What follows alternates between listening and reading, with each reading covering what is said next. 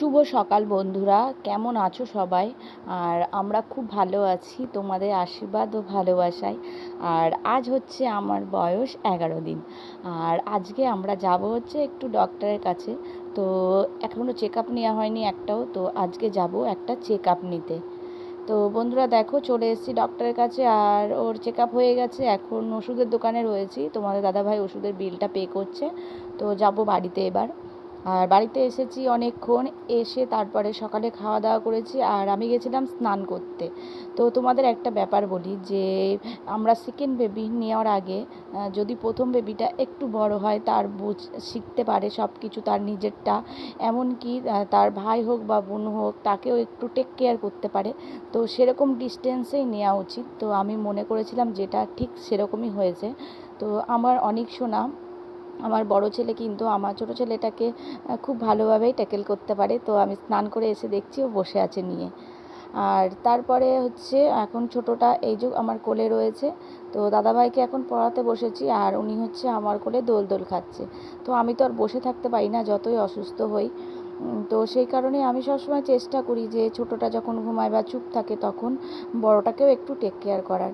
তো ওর পড়াশোনার দায়িত্বটা যেহেতু বরাবর আমিই নিয়েছি, তো সেই কারণে ওকে এখনও আমি ঘরে বসে থাকি, তো সেই কারণে ওকে এখনও আমি পড়াই কিন্তু।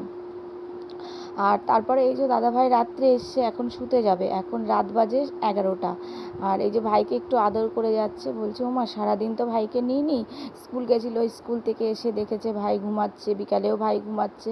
সন্ধ্যাবেলা যখন জেগেছিল তখন মানে ওর আন্টি এসছিল পড়াতে, তখন ও আর নিতে পারেনি ভাইকে, তো এখন একটু আদর করে যাচ্ছে।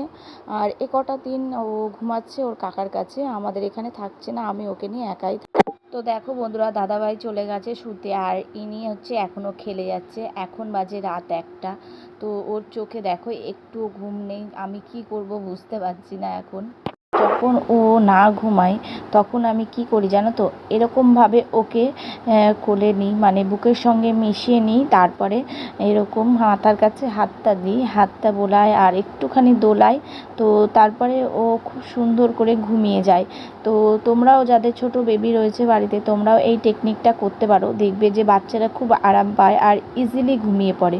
তো আমি এটা প্রায় 2 দিন ধরে করছি। এটা যখন না ঘুমাই মানে রাত্রের দিকে, তখন ওকে এইভাবে জড়িয়ে নিই কোলের মধ্যে আর এইভাবে করে হালকা করে দোলাই আর ও বেশ সুন্দর করে ঘুমিয়ে পড়ে।